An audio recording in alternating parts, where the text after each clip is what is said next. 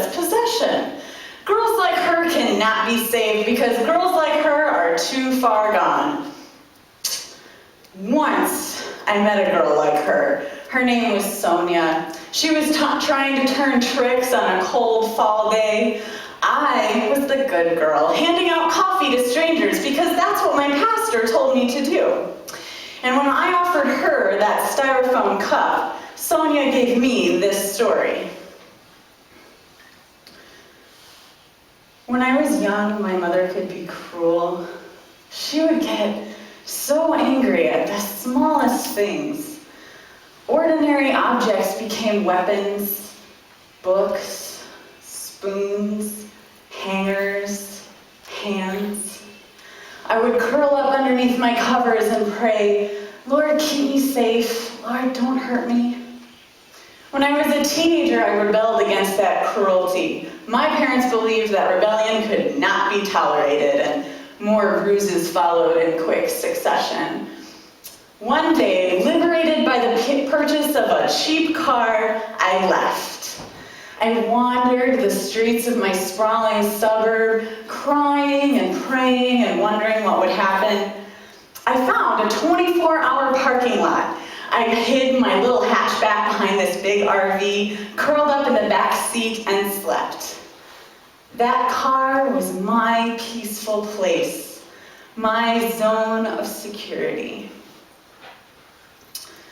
Two big men approached the car, broke a window, and took me. They bound me, they gagged me, they blindfolded me, and just carried me away. For days, they beat me, they raped me, they threatened me. There was this woman who would come in and clean me up, and she would warn them to be careful with certain parts of me, parts that were going to be valuable.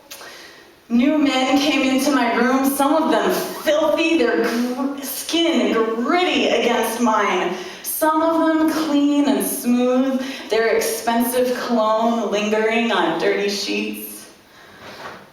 I thought often of my family, constantly berating myself for how weak I had been, how gentle and harmless those bruises had been, how unbelievably stupid I was to leave.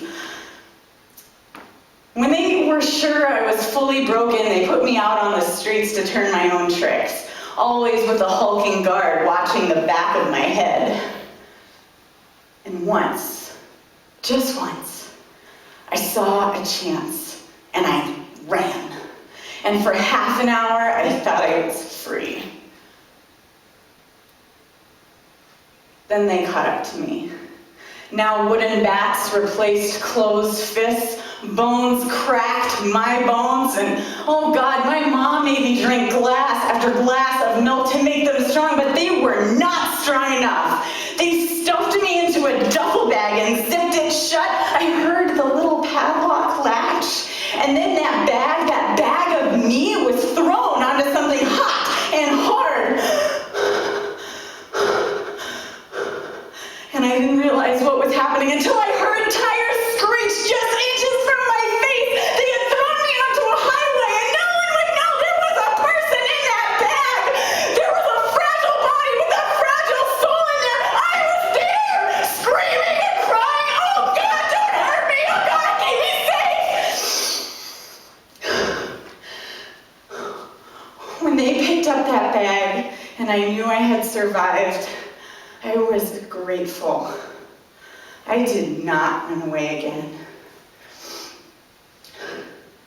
I have become invisible, translucent, unknown.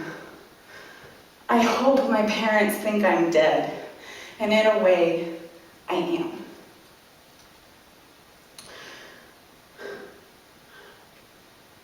I met Sonia on the streets of Hollywood. She had sharp blue eyes and white skin.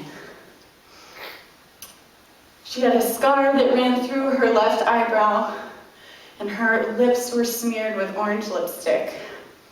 Her clothes concealed nothing, and she shivered in that November air. I gave her a cup of coffee, thinking I was a good Christian, not realizing that she could be me, and I could be her. She is my age. She grew up in my neighborhood. Her parents were like mine, loving but strict to a fault and unpredictable. I felt the same resistance against their treatment and suffered under the same discipline. I also hid in a car that meant freedom. We could have slept in the same Walmart parking lot, curled up in our peaceful places just feet away from each other. I don't know why she was taken, and I don't know why I wasn't. I do know that it's unlikely that she's alive today. It's far more likely that she was eaten by AIDS, or drugs, poor nutrition, or just despair. If she is alive, she's an object of scorn. She would be called slut, hooker, and whore. She would be uneducated, unwashed, drug-addicted, erratic, dangerous. She could be prosecuted and imprisoned for her crimes. But I will fight and sacrifice for girls like her. I will call prostitution what it is, a violent act, a degradation of humanity. I will wade knee-deep into that confusion and complexity. I cannot ignore her need for mercy, because girls like her are girls like me.